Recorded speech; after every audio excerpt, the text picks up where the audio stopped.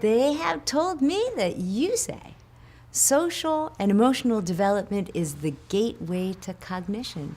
Tell me a little about that. Well, that statement surprised even me when it came out of my mouth, but the experiment that led to that conclusion shocked everyone in the lab. You know, we were testing a very specific hypothesis about language learning in what's known as a sensitive period for language, right between 8 and 10 months of age. Mm-hmm. And we'd exposed babies to a new language for the first time, to Mandarin Chinese. And we were so amazed by how happy the children were in that setting, and it looked as though they were learning, and we began to see a kind of relationship between the kids and their foreign language tutors. They'd look at the door eagerly when waiting for their tutor to come pick them up from the lobby. So I said one day to the graduate students, I wonder what role the human being is playing in this experiment.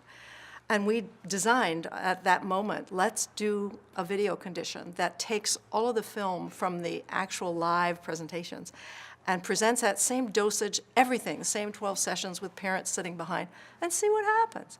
And we ran an audio condition besides, and a control group where children only heard English. And we made predictions. So the graduate students watching the babies watching the video said, look how engaged they are, and it's so simple. It's just not as, full of activity as the babies all playing and the toys flying and everything that's happening in the complex live interaction. So everyone placed their bets, and lo and behold, both the brain and the behavioral data suggested that only the kids in the very active, social, distracting with other babies, everything, only those children learned. The children who had been staring intently at the television or had just heard the language, the foreign language, learned nothing. In fact, they were comparable to the control kids who had not heard a word of Mandarin.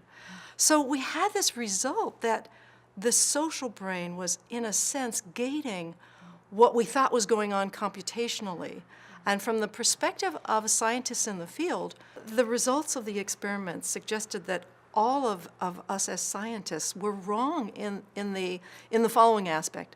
We think of language as in a box in the left hemisphere, and the only thing that gets into that box is stuff having to do with language. It's very computational, it's very systematic, and it's sort of built into our way of interacting with the world and learning the language that we're exposed to.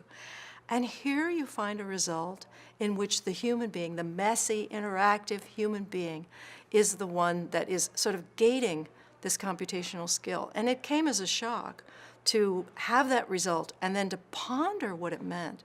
And I remember the entire lab group sitting down to ponder this effect, this result, and I remember saying on that day, it's like the social brain is a gateway to language.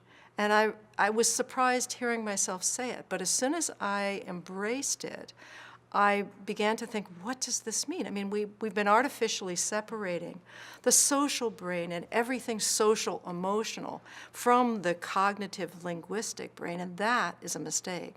Now, 10 years down the pike, and I've watched a lot of brains being activated by various things in the world, the brain is never active in isolation. The brain's areas are talking to each other all the time. Of course, the social brain, that's turning on attention and deciding if it's worth it to learn. Am I excited about learning? Of course, that's the pathway.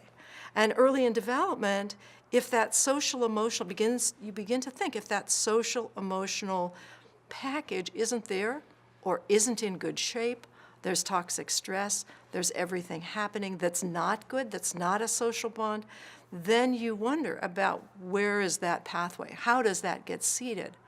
And that thought, of course, helps to explain language in autism, language in a lot of contexts in which things are not right in the beginning with regard to first steps in social relationships and the impact that has on development.